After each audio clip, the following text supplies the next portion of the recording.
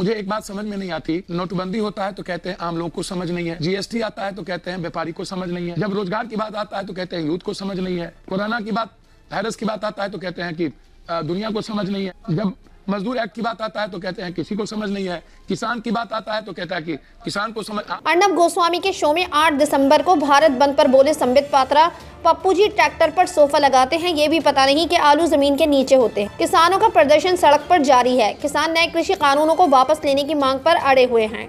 8 दिसंबर को किसानों ने भारत बंद भी किया। इसी मुद्दे पर रिपब्लिक टीवी में डिबेट में स्मृति ईरानी, संबित पात्रा, पप्पू यादव और कई पैनलिस्ट मौजूद थे, जिसमें शो में पप्पू यादव ने कहा, मुझे बताइए नोटबंदी करी तो कहा आम जनता को समझ नहीं, जीएसटी लाए तो कहा कारोबारियों को समझ नहीं, रोजगार की बात करो तो कहते हैं युवाओं को समझ नहीं, कोरोना की बात आती है तो कहते हैं दुनिया को समझ नहीं, मजदूर एक्ट की बात आती है तो कहते हैं किसी को समझ नहीं, किसान पर लाए गए कानून की बात आती है तो कहते हैं किसानों को ही समझ नहीं। आप इसे कांग्रेस या राहुल गांधी से नहीं जोड़ सकते। तो संबित पात्रा ने शो में मौजूद दूसरे पैनलिस्ट से कहा, इन लोगों का बस चले तो देश में कोई भी बदलाव ना आए। इनका बस चलता तो राम मंदिर भी नहीं बनता, इनकी चलती तो सीए का कानून भी नहीं बनता, इन लोगों का बस चलता तो आर्टिकल 370 भी नहीं हटता, इनका बस चलता तो बेकर्स कानून और सर्जिकल स्ट्राइक भी नहीं होता। इस पर अर्नब गोस्वामी ने बीच में टोकते हुए कहा कि ये आंदोलन इसलिए फेल हो गया क्योंकि देश की जनता नेताओं की चाल समझ चुकी है। इस पर संबित पात्रा ने पूछा कि वैसे अर्नब जी, पप्पू जी हैं कहाँ चले गए? वो कहाँ चले गए बीच में से निकलकर? मैंने पप्पू जी से सवाल पूछा था, बीच डिबेट में छोड़कर पप्पू जी चले गए। बुलाइए पप्पू जी को, जवाब दे पप्पू जी, मैंने पप्पू जी से सवाल पूछ रहा हूँ। पप्पू जी को कुछ भी समझ नहीं है किसानों के बारे में। संबित पात्रा ने आगे कहा, धनिया पुदीना तो पप्पू जी को समझ में आएगा नहीं, बताइए धनिया पुदीना कहाँ उगता है? कुछ पता नहीं है। पप्पू जी बोल रहे थे कि आलू की फैक्ट्री लगाएंगे। पप्पू जी ने बाइट दिया था कि आलू की फैक्ट्री लगाएंगे। आलू की फैक्ट्री नहीं, चिप्स की फैक्ट्री होती है। अब जब हम कह रहे हैं कि किसानों के विकल्प दीजिए तो पप्पू जी नाराज होकर चले गए। बुलाइए उनको। पप्पू जी को पता नहीं है कि आलू जमीन के नीचे होता है। जिनको ये भी नहीं मालूम कि आलू कहाँ होता है, वो क्या डिबेट करेंगे किसानों के बारे में? कुछ नहीं पता है उनको, ट्रैक्टर पर सोफा लगाकर चलते हैं।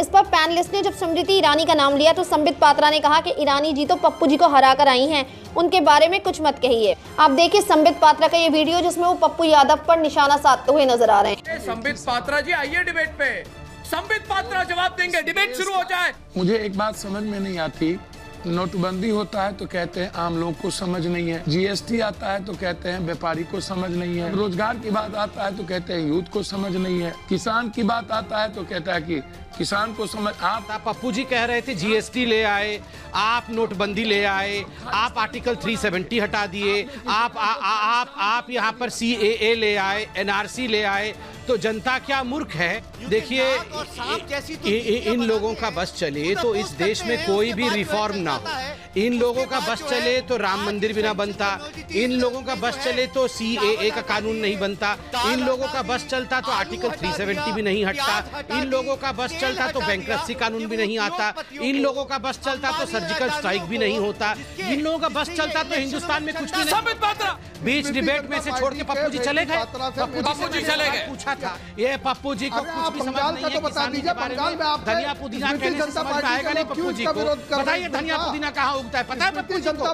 कुछ पता नहीं है। पप्पू जी बोल रहे थे कि फैक्ट्री लगाएंगे। नहीं, पप्पू जी बोल रहे थे कि आलू की फैक्ट्री लगाएंगे। आलू की फैक्ट्री नहीं होती है, चिप्स की फैक्ट्री होती है। पप्पू जी को पता ही नहीं है आलू, अरे आलू जमीन के नीचे होता है, आलू ऐसे लोगों को जिनको यही ना मालूम, ये भी नहीं पता है आलू कहाँ होता है, वो क्या डिबेट करेंगे किसानी के बारे में? बीजेपी प्रवक्ता संबित पात्रा किसानों के लिए लाए गए 3 कृषि कानूनों के समर्थन दे रहे हैं, जबकि किसान इन 3 कृषि कानूनों को सरकार से वापस लेने की मांग जारी रखे हुए है। तो सरकार भी इन कानूनों को वापस लेने के लिए तैयार नहीं है। अब ऐसे में सवाल ये उठता है कि क्या सरकार किसानों की बात मानेगी और किसानों के 3 कृषि कानून को वापस लेगी, या फिर किसानों को सरकार के आगे झुकना पड़ेगा?